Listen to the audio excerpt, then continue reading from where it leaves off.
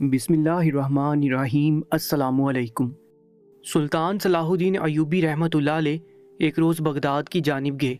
वहाँ पर मौजूद उनके कुछ अजीज़ साथी किसी मुसीबत में आ गए थे, जिसकी वजह से सुल्तान खुद बराह रास्त उनकी मदद के लिए वहाँ पर पहुँच गए। वहाँ के मामला तय करके वो जैसे बगदाद से महल की जानिब लौटे, रास्ते में उनका गुजर एक हिंदू गांव से हुआ। वहाँ पर बेशुमार हिंदू आबाद थे। यहाँ पर उनको ढूंढने से भी बहुत मुश्किल से मुसलमान मिलने थे। उनका दिल बहुत अजीब सी घुटन का शिकार हो रहा था। उन्होंने चारों जानिब निगाहें घुमाकर उस गांव को देखा। वो हमेशा से ही एक सच्चे मुसलमान रहे थे। उनका एक ही ईमान था, अल्लाह पर यकीन रखना और मुहम्मद मुस्तफ़ा सल्लल्लाहु अलैहि वसल्लम को आखिरी रसूल और नबी मानना। उनका ये ख्वाब था कि इस दुनिया पर सिर्फ और सिर्फ मुसलमानों की हुकूमत हो और इस दुनिया में सिर्फ मुसलमान ही रहें, लेकिन ऐसा तो नामुमकिन था। उन्होंने एक आस बड़ी निगाह से पूरे गांव को देखा कि काश ये गांव मुसलमान हो जाए। दिल में हसरत लिए उन्होंने अपने दिल को काबू किया और वापस महल की तरफ रवाना हो गए। लेकिन इससे पहले ही एक सफ़ेद लिबास में खुद को ढांपे एक लड़की उनके घोड़े के बिल्कुल सामने आ गई थी। सुल्तान सलाहुद्दीन अय्यूबी रहमतुल्लाह अलैह ने बड़वक्त अपने घोड़े को रोका। अगर वो नहीं रोकते तो यकीनन उस लड़की को नुकसान पहुंच जाता। उनके साथ उनके सिपाही में से 5 सिपाही भी मौजूद थे और उनका खास वजीर भी उनके साथ था। सुल्तान अपने घोड़े से नीचे उतरे और कदम ब कदम चलकर उस लड़की के पास आ गए। वो लड़की ऐसा महसूस होता था जैसे कोई पुरनूर फरिश्ता हो। उसका लिबास बिल्कुल साफ सुथरा था। उसकी बड़ी बड़ी आंखें उसके नकाब के हाले से छलक रही थी। सुल्तान सलाहुद्दीन अय्यूबी रहमतुल्लाह अलैह को वो लड़की बहुत नेक लगी। उसके पास जाकर उनको वो लड़की कोई मामूली लड़की नहीं लगी, बल्कि एक पुरनूर रोशनी लगी। उन्होंने अपने कदम उस लड़की से चंद कदम पहले ही रोक लिए और अपनी आंखें झुकाकर उस लड़की से पूछने लगे कि ये क्या तरीका है किसी के घोड़े के सामने आने का। उनका लहजा निहायत नरम था। उस लड़की की आंखों में आंसू थे। वो भीगी हुई आवाज में कहने लगी, सुल्तान मौज़म, मैं दुखियारी हूँ, मेरा कोई नहीं है।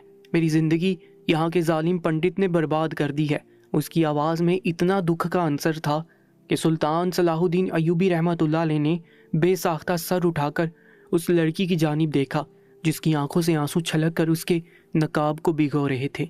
सुल्तान सलाहुद्दीन अय्यूबी रहमतुल्लाह अलैह परेशान हो गए थे, क्योंकि उनको ये लड़की बहुत परेशान लगी थी। उन्होंने कहा, कौन हो तुम? क्या हुआ है तुम्हारे साथ और किसने किया है? हमें बताओ, हम तुम्हें इंसाफ दिलाएंगे। वो लड़की कहने लगी, सुल्तान मौज़म, मेरा नाम रुखसार बिनते उस्मान है। मैं अपने माँ बाप की इकलौती औलाद हूँ। हम लोग इस गांव में बरसों पहले से रह रहे हैं। हम लोग पर्देदार लोग हैं। हम अपने घर के अंदर ज्यादा रहना पसंद करते हैं। मैं सैयदजादी भी हूँ, लेकिन मेरे साथ बहुत बुरा हो चुका है। सुल्तान ने जब ये बात सुनी कि वो सैयदजादी है, वो बहुत मुतासिर हुए और कहने लगे, आओ हम लोग कहीं बैठ जाते हैं और मैं तुम्हारी बात सुन लेता हूँ। तुम्हें परेशान होने की जरूरत नहीं है। तुम्हारा जो भी मुजरिम है और तुम्हारे साथ जो भी हुआ है, यकीन जानो हम उसको बहुत बुरी सजा देंगे। सुल्तान सलाहुद्दीन अय्यूबी रहमतुल्लाह अलैह का मान भरा लहजा सुनकर वो लड़की मजीद रोई और सुल्तान के पीछे पीछे चलने लगी। सुल्तान सलाहुद्दीन अय्यूबी रहमतुल्लाह अलैह एक कुएं के पास जाकर बैठ के थे। वो लड़की भी उनसे काफी फासले पर बैठ गई। उनके सिपाही और उनके वजीर उनकी हिफाजत के लिए आगे पीछे खड़े हो गए। सुल्तान सलाहुद्दीन अय्यूबी रहमतुल्लाह अलैह ने उस लड़की की जानिब देखा और उसको बोलने का इशारा किया। वो लड़की कहने लगी, सुल्तान मौज़म, एक रोज एक पंडित हमारे घर की दहलीज पर आया था। हम लोग दरवाजे पर आया हुआ कोई भी मेहमान हो, उसको तकलीफ देकर अपनी दहलीज से नहीं भेजते हैं। वो पंडित जोर जोर से रो रहा था और कह रहा था कि मुझे तुम्हारे सर के 3 बाल चाहिए। मेरी माँ ने उसको भेजना चाहा क्योंकि वो मेरे लिए नामहरम था। मैं किसी सूरत भी उसको अपने बाल नहीं दे सकती थी, लेकिन वो हमारी दहलीज पर गिर गया। मिन्नतें करने लगा कि मुझे इस लड़की के 3 सर के बाल चाहिए। वो उस चौराहे पर आकर खड़ा हो गया था कि अगर मैं उसको अपने सर के 3 बाल नहीं देती तो वो अपने आप को वहीं ख़त्म कर देता। इस वजह से मेरी माँ को उस आदमी पर तरस आ गया और मेरे सर के 3 बाल उसको दे दिए। वो मेरे 3 बाल लेकर बहुत खुश हो गया, चला गया। मैं उस आदमी को तब तक अपनी दहलीज पर खड़ी होकर देखती रही थी जब तक वो मेरी आंखों से ओझल नहीं हो गया था। उसके जाने के बाद मेरा दिल एक अजीब सी कैफियत का शिकार था। रात के पहर जब हम लोग अपने घरों की खिड़की और दरवाजे बंद करके सो गए तो रात के आधी पहर मेरी आंख खुली। मुझे बिल्कुल होश ना था कि मैं क्या कर रही हूँ। मेरे सर पर हिजाब ना था, मेरे जिस्म पर दुपट्टे का एक टुकड़ा नहीं था। मैं बिना अपने माँ बाप की परवाह किए बगैर अपने घर का दरवाज़ा खोलकर नंगे पाँव اپنے گھر سے نکل گئی۔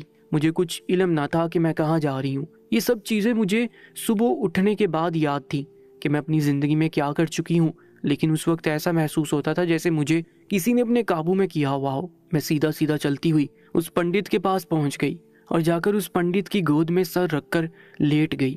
اس کے بعد مجھے یاد نہیں اس پنڈت نے میرے ساتھ کیا کیا تھا، لیکن سلطان معظم میں نے کبھی بھی ایسا کوئی کام نہیں کیا جس کی وجہ سے میری ماں کو تکلیف ہو یا اس کی عزت پر آنچ آئے۔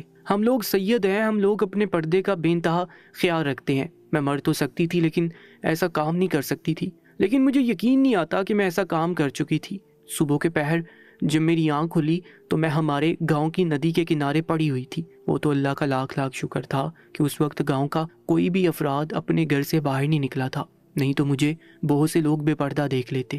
میں فوراً ہی اپنے گھر کی جانب بھاگی۔ میری ماں پریشان حال بیٹھی ہوئی تھی، ان کو بھی اس بات کا علم نہیں تھا کہ میں کہاں جا چکی ہوں۔ انہوں نے جب مجھے دیکھا تو وہ مجھ سے سوال کرنے لگی، لیکن میرے پاس جواب دینے کے لیے کچھ نہیں تھا۔ ایسا محسوس ہوتا تھا جیسے میں اپنا سب کچھ ہار گئی ہوں۔ میں اتنے سالوں سے جو اللہ کی خاطر پردہ کر رہی تھی، خود کو چھپا کر اپنے محرم کے لیے رکھ رہی تھی، اس ایک رات میں ہی میرا سب کچھ لٹ گیا۔ میں برباد ہو گئی۔ میں بالکل چپ ہو گئی تھی، میرے پاس بولنے کے لیے کچھ نہ تھا۔ میری ماں مجھ سے بار بار سوال کر رہی تھی لیکن میں ان کو کچھ نہیں بتا پا رہی تھی۔ وہ دن میرے لیے کسی اذیت سے کم نہیں تھا۔ اگلے روز ایک بار پھر وہ آدمی ہماری دہلیز پر کھڑا ہو کر میرے 3 بال مانگ رہا تھا۔ میری ماں نے اس کو ڈانٹ پھٹکار کر بھیج دیا کیونکہ وہ اس بار میرے بال نہیں دینا چاہتی تھی۔ لیکن نہ جانے مجھے ایسا کیا ہوا کہ وہ جیسے میری دہلیز سے نیچے اترا، میں نے اسے آواز دے کر روک لیا اور اس کو اسی پہر اپنے بال کاٹ کر دے دیے۔ میری ماں مجھے حیرت سے دیکھ رہی تھی کیونکہ میں اس وقت اپنے ہوش میں ہی نہیں تھی۔ اس کو بال دینے کے بعد میری ماں نے مجھ سے بہت سے سوال کیے۔ وہ مجھ پر چیخی چلائی، غصہ کرنے لگی کہ تم نے اس کو بال کیوں دیے۔ لیکن سلطان معظم، اس آدمی کو جب میں بال دے چکی تھی، اس کے بعد مجھے ہوش آیا تھا، لیکن اس سے پہلے مجھے محسوس ہوتا تھا جیسے مجھے کسی نے اپنے قابو میں کیا ہوا ہو۔ سلطان صلاح الدین ایوبی رحمۃ اللہ علیہ اس لڑکی کی کہانی بہت غور سے سن رہے تھے۔ وہ مزید کہنے لگی، جس طریقے سے پہلی رات میرے ساتھ ہوا تھا کہ میں اپنا ہوش گنوا بیٹھی تھی اور بنا کسی کی بھی پرواہ کیے بغیر اس پنڈت کے پاس چلی گئی تھی، دوسری رات بھی میرے ساتھ یہی ہوا تھا، اور دوسری رات میں اپنے گاؤں کے بڑے کنویں کے پاس پڑی ہوئی تھی۔ میرے کپڑے جگہ جگہ سے پھٹے ہوئے تھے۔ میں جب اٹھی تھی تو میرے جسم میں ایک درد کی ٹھیس اٹھ رہی تھی، مجھ سے بالکل چلا نہیں جا رہا تھا۔ ایسا محسوس ہوتا تھا جیسے مجھے جانوروں کی طرح نوچا گیا ہو، میرے وجود کو، میری عزت کو تار تار کیا گیا۔ وہ پنڈت نہ جانے میرے ساتھ ایسا کیا کرتا تھا، رات کے پہر کے مجھے علم ہی نہیں ہوتا تھا کہ میں اس کے پاس پہنچ جاتی تھی۔ لڑکی کی آنکھوں سے آنسو متواتر بہ رہے تھے، جبکہ سلطان خود اس کی کہانی کو سن کر آپ دیدہ ہو گئے تھے۔ انہوں نے اس لڑکی کی جانب دیکھا اور کہنے لگے، کیا وہ اب بھی پنڈت تمہارے پاس آتا ہے؟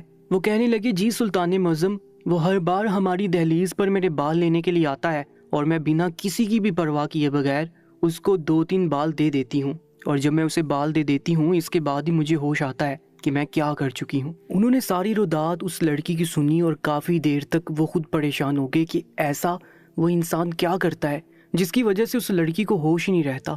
وہ مزید کہنے لگے، تمہاری ماں کہاں پر ہے؟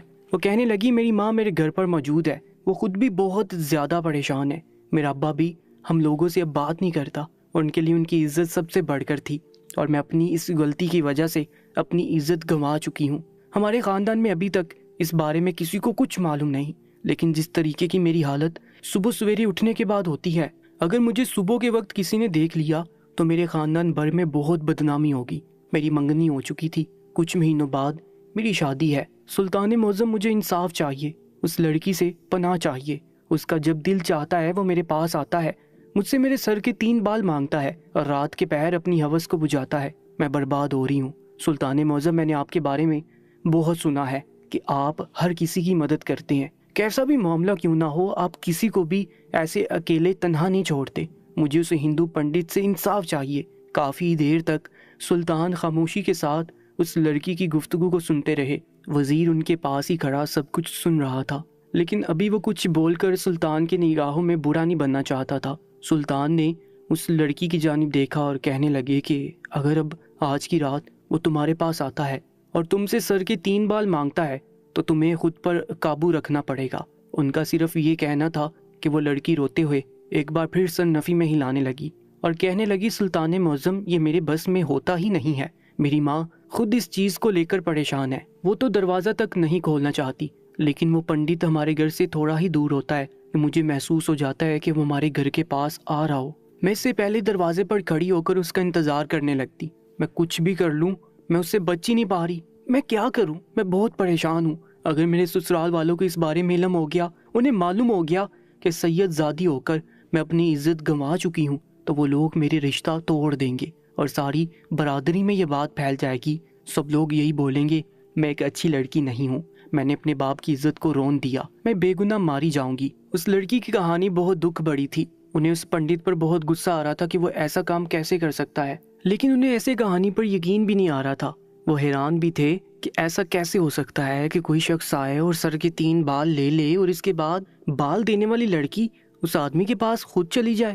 ان کو اس وقت یہ کہانی بناوٹی بھی لگ رہی تھی، لیکن جس طریقے سے وہ لڑکی اپنی کہانی سلطان کو سنا رہی تھی وہ بالکل بھی بناوٹی انداز نہیں تھا، وہ ایک سادہ انداز تھا جس کے اندر انسان بہت زیادہ پریشان ہوتا ہے۔ انہوں نے ایک فیصلہ لیا اور اس لڑکی کے اس گھر کی طرف چل پڑے، جبکہ انہوں نے اپنے وزیر کو حکم دیا کہ اس جیسی لڑکی ہی ان کو ابھی اور اسی وقت چاہیے۔ اس کا قد اس لڑکی جیسا ہی تھا، اس کی رنگت بھی رخسار جیسے ہی ہو۔ سلطان کے حکم کے آگے وہ فوراً ہی سر جھکا گئی اور ایسی لڑکی تلاش کرنے کے لیے نکل پڑے، جبکہ سلطان صلاح الدین ایوبی رحمۃ اللہ علیہ پیدل ہی اس لڑکی کے گھر کی جانب چل پڑے۔ وہ اس لڑکی سے بہت سی باتیں کر رہے تھے، لیکن وہ خاموشی سے سر جھکا کر ان کو جواب دیے جا رہی تھی۔ ان کو اس لڑکی سے بہت اپنائیت سی محسوس ہو رہی تھی۔ ایک تو وہ اس پورے گاؤں کو مسلمان کرنا چاہتے تھے اور عین اسی وقت انہیں ایک مسلمان ٹکرا گیا تھا، اور وہ بھی ایک سید زادی۔ ان کا دل اس کا لڑکی کی جانب سے بہت خوش تھا، لیکن اس کے ساتھ ہوئی اذیت ناک کہانی کی وجہ سے وہ اپنی خوشی بیان نہیں کر سکتے تھے۔ سلطان صلاح الدین ایوبی رحمۃ اللہ علیہ اس لڑکی کے گھر کے پاس آ گئے تھے۔ وہ گھر بہت چھوٹا سا تھا، چھوٹا سا برآمدہ، چھوٹا کچن اور ایک کمرے پر مشتمل وہ گھر ان کی پوری کل کائنات تھا۔ سلطان صلاح الدین ایوبی رحمۃ اللہ علیہ کافی دیر تک اس گھر کے اندر بیٹھے رہے اور اس کی ماں سے گفتگو کرتے رہے اور اس پنڈت کے بارے میں ساری جانکاری لیتے رہے۔ تھوڑی دیر بعد اس لڑکی کا باپ بھی آ گیا اور سلطان کو وہاں دیکھ کر ٹھٹک گیا تھا، لیکن جلدی اپنی حیرت پر قابو پا کر اس نے دریافت کیا تو سلطان نے اس آدمی کو بہت طریقے کے ساتھ اپنی بات سمجھائی تھی۔ ان کے بولنے کا انداز، ان کے سمجھانے کا انداز اتنا اچھا تھا کہ وہ آدمی جو اپنی بیوی اور بیٹی سے بدظن ہوتا جا رہا تھا، اس نے فوراً ہی بے ساختہ اپنی بیوی اور بیٹی کو گلے سے لگا لیا تھا اور ان کا ساتھ دینے پر آمادہ ہو گیا تھا۔ تھوڑی دیر انتظار کے بعد وزیر ایک لڑکی کے ساتھ ان کے گھر کے اندر داخل ہوا تھا۔ وہ لڑکی بالکل رخسار کی جتنی لمبی، اس کی رنگت جیسی گھوڑی تھی۔ انہوں نے رخسار کی جانب دیکھتے ہوئے حکم دیا کہ اپنا ایک لباس اس کو دے دو۔ رات کے پہر جب وہ آدمی آئے گا تو تم ایک کمرے میں بند ہوگی، باہر سے تمہارے کمرے کے اندر تالا لگایا جائے گا، اور جب وہ آدمی اس لڑکی سے بال مانگے گا تو وہ اپنے بال نہیں بلکہ ایک گدی کے بال دے گی، اور اس کے بعد ہم دیکھتے ہیں کہ آخر وہ ایسا کیا کرتا ہے جس کی وجہ سے تم بے قابو ہو جاتی ہو۔ سلطان کے اس منصوبے کو سن کر سب لوگ ہی متاثر ہو گئے تھے اور فوراً ہی سلطان نے گدی کے بال بھی منگوا لیے تھے۔ اس لڑکی کو اس گھر کے اندر چھوڑ کر وہ باہر آ گئے تھے۔ انہوں نے پورا دن گاؤں میں گزار دیا تھا۔ شام کے پہر وہ آدمی جو ہندو پنڈت تھا وہ رخسار کی دہلیز پر ایک بار پھر آ گیا تھا، لیکن اس سے پہلے رخسار کی ماں نے اس کو ایک کمرے کے اندر بند کر دیا۔ جب وہ ان کی دہلیز پر آیا تو وہ فوراً ہی لڑکی جو وزیر اپنے ساتھ لایا تھا اس پنڈت کے پاس آ گئی۔ رخسار اس کو سب چیزیں سمجھا چکی تھی کہ اس کو کس طریقے کا رویہ اختیار کرنا ہے۔ اس نے اپنے طریقے سے ہی رخسار کو سمجھ کر اس سے بال مانگے تو اس نے بنا کچھ سمجھے اور بولے گدی کے وہ تینوں بال اس آدمی کو دے دیے۔ وہ بال لے کر وہ آدمی ایک پل وہاں نہیں رکا تھا اور وہاں سے چلا گیا، جبکہ کمرے کے اندر موجود رخسار باہر آنے کے لیے تڑپ رہی تھی۔ سلطان بھی اس منظر کو دیکھ رہے تھے۔ تھوڑی دیر بعد جب وہ آدمی اس کے گھر سے تھوڑا دور چلا گیا تو رخسار ٹھنڈی ہو کر زمین دوز ہو چکی تھی۔ فوراً ہی اس کی ماں نے اس کو ہوش دلایا تھا۔ اب ان سب کو رات کا انتظار تھا۔ آدھی رات ہوتے ہی سلطان کے حکم سے وہ لڑکی جو وزیر کے ساتھ آئی تھی اس پنڈت کے پاس جانا شروع ہو چکی تھی۔ اس کے پیچھے سلطان اور وزیر اور ان کے سپاہی اور وہ لڑکی رخسار خود بھی جا رہی تھی۔ وہ لڑکی جو وزیر کے ساتھ آئی تھی وہ بالکل ہاس میں تھی، کیونکہ اس نے اپنے سر کے بال نہیں دیے تھے۔ اس کو سب کچھ معلوم تھا کہ وہ کہاں پر جا رہی ہے اور کیا ہو رہا ہے۔ وہ لڑکی جب اس جگہ پر پہنچ گئی جہاں پر اس پنڈت کا حجرہ تھا، سب لوگ ہی سامنے ہوتے اس منظر کو دیکھ کر حیران رہ گئے۔ رخسار کی تو باقاعدہ چیخ نکلتے رہ گئی تھی، جبکہ سلطان صلاح الدین ایوبی رحمۃ اللہ علیہ بھی ماتھے پر بل ڈالے سامنے کے منظر کو دیکھ رہے تھے۔ وہ پنڈت بیچ میں بیٹھا ہوا تھا اور اس کے ارد گرد بہت سے دیے رکھے ہوئے تھے۔ ایک बिना आंख की गुड़िया और बहुत सी राख आस पास पड़ी हुई थी। क्रास के निशानात बने हुए थे और वो आदमी आंखें बंद किए पढ़ाई कर रहा था। सुल्तान और उसके साथ मौजूद सिपाही, वजीर, सब लोग समझ चुके थे कि वो आदमी रुखसार पर काला जादू करता था। उसके बालों पर काला जादू करके उसे अपने काबू में करता था, जिसकी वजह से वो सब कुछ बुलाए उस आदमी के पास पहुंच जाती थी और वो आदमी उसके साथ गलत कारी कर लेता। सुल्तान ने इशारे से उस लड़की को अंदर जाने के लिए बोला। वो लड़की खौफजदा नजर आ रही थी, लेकिन सुल्तान के आसपास खड़े होने की वजह से वो फौरन ही अंदर चली गई और बिल्कुल ऐसा ही रवैया अख्तियार कर रही थी जैसा जैसा उसे रुखसार ने बताया था। वो पंडित के पास जाकर बैठ गई, लेकिन उसने अपना सर उसकी गोद में नहीं रखा था। एंड उसी वक्त उस पंडित ने अपनी लाल सुर्ख आंखें खोलकर उस लड़की की जानिब देखा था और बेसाख्ता वो उससे दूर हो गया था और गड़बड़ाते हुए कहने लगा था, कौन हो तुम और यहाँ पर क्या कर रही हो? जबकि उस लड़की के अंदर बोलने तक की सकत बाकी नहीं थी।